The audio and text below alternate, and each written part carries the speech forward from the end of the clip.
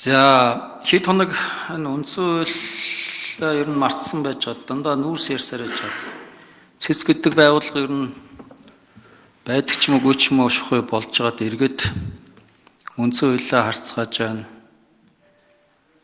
Цэц ер нь ямар байгууллага ингэж харцгааж ах шиг байна. Тэгээ энэ үеэр нэг л зүйлийг ажиглалаа.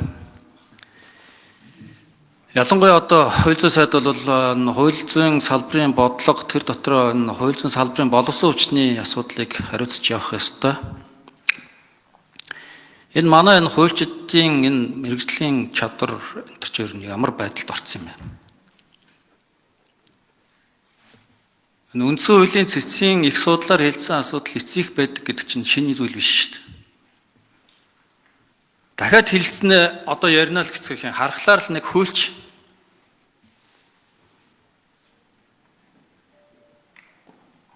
нөгөө хэдэн овоо хууль бичдэг ярьдаг хүмүүсээ үе өнгөрсөнгээ хөөгөө явуулсан. Тэгээ одоо хаана байдаг нь мэддэхгүй, ямар хичээл ордог нь мэддэхгүй. Нэг ийм хуулийн сургууль төгссөн нөхдүүд ингээд орж ирээд бүр самарч шít. Хууль зүйн сайд нэр дэвшигчээ. Тэгээ та одоо энийг одоо цэгцлэх үү? Энэ шалгуурыг өөрчлөх үү? Энэ дээр үед хуулийн сургуульд үндсэн хуулийн эрх зүй гэдэг хичээл ордог гэсэд нь одоо болцсон юм уу?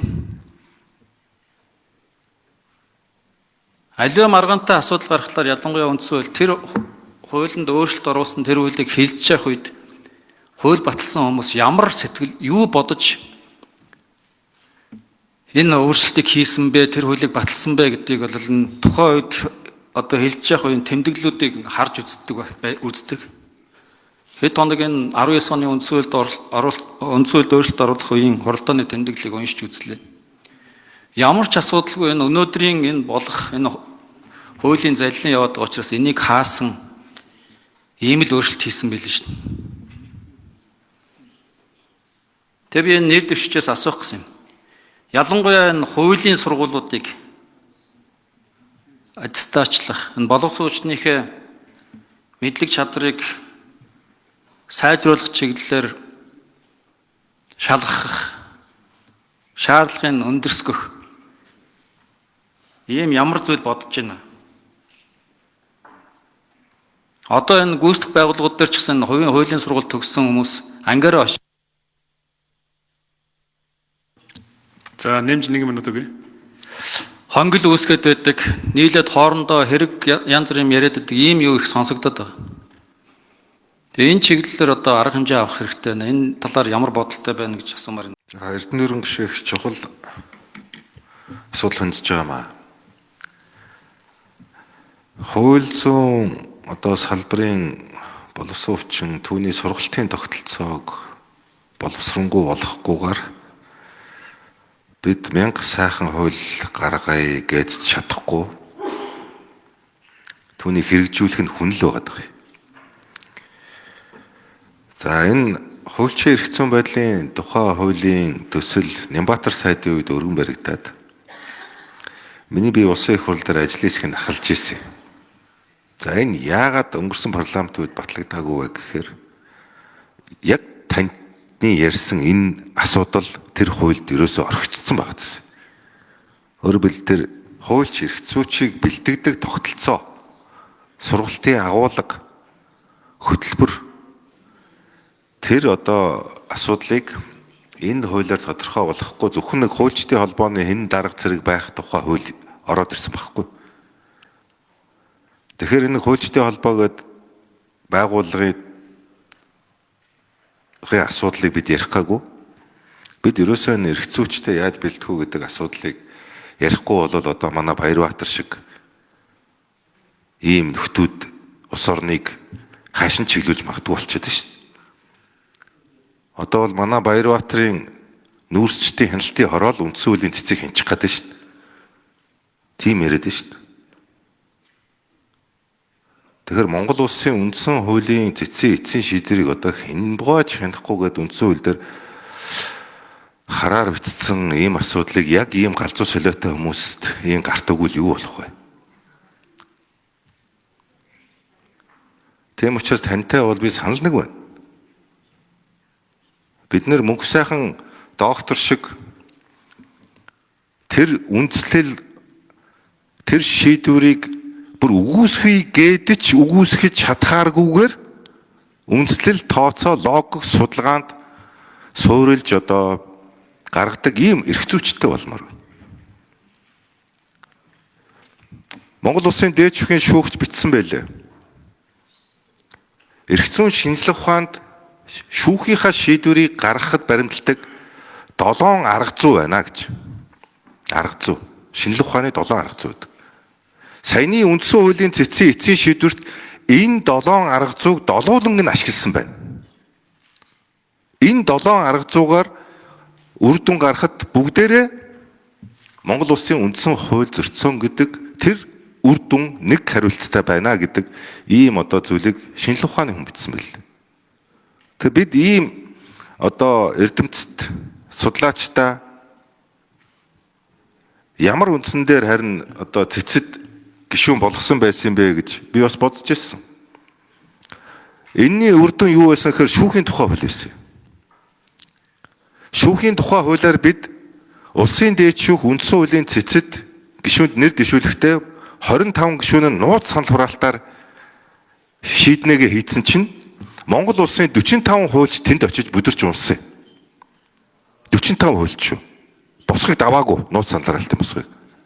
Тэндээс ерөөсө гарцаагүй хүлээн зөвшөөрөгдсөн онол практикийн арга зүйтэй нэр цэвэр ийм эрдэмтэн хүмүүс л дээд шүүхийн босхыг давсан байхгүй юу? Нууц санал харуултын босхыг. Тэгэхээр үнэхээр шалгагдсан ийм одоо манай салбарын тэргүүлэх одоо эрдэмтэд очисан байна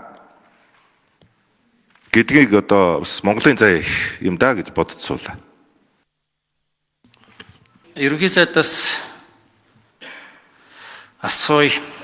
За энэ болж өнгөрч байгаа юм бол нэг намын даргын асуудал биш, нэг намын асуудал биш ээ гэдэгтээ бас санал нэгдэж байх шиг байна. Энэ бол цэвэр ялангуяа уул уурхайн бизнест төр оролцож байгаас болж байна.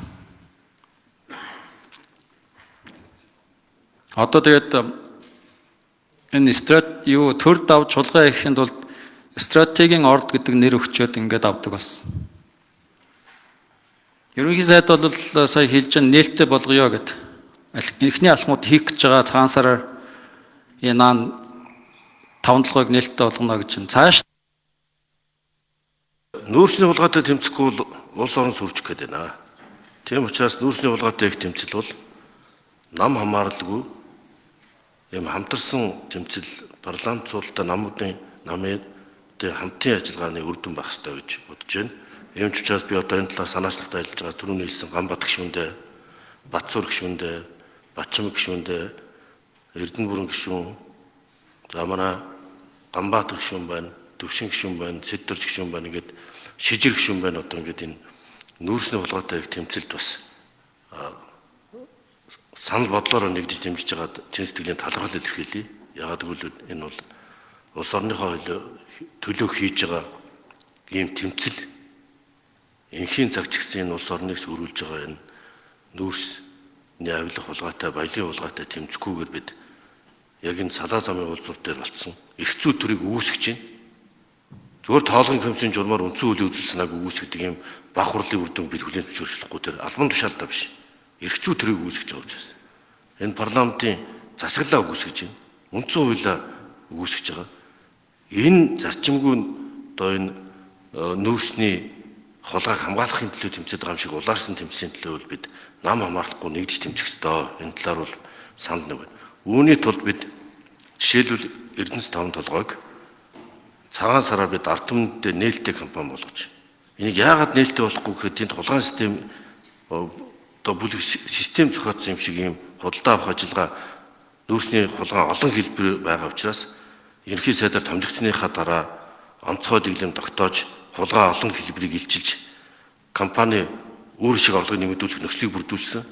Одоо сонгон шалгуулалтаар удирдлагын банкнд томилоод 50 дахь шаардлага нь нэг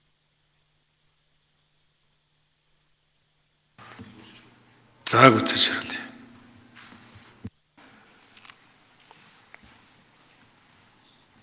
Тэгээ энэ нүүрсний хулгай асуудлыг энэ төр хууль хяналтын байгууллагын хамтарсан шалгалтаар бүрэн илрүүлэх, хариуцлага тооцох, ил тод байдлыг хангах замаар энэ компани ба ард түмний компани болж ард түмэнд өгөөж өгдөг.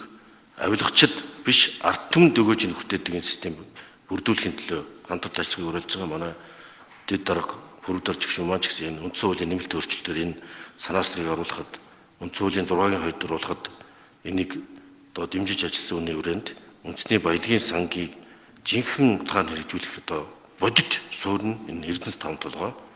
Ийм учраас энэ чиглэлд одоо та бүхэнд хамтран ажиллаж хэлж байна. Тийм учраас төр биш энэ төрийн өмчт компаниудаа нээлттэй болгох, олон нийтийн хяналтанд оруулах, албан тушаалтны хяналтнаас илүү ард түмний хяналтанд оруулсан нээлттэй хувьцаат компани орчин үеийн хэлбэр шилжүүлэх замаар олон түмний хяналтыг бий болгох замаар хэрэгжүүлэх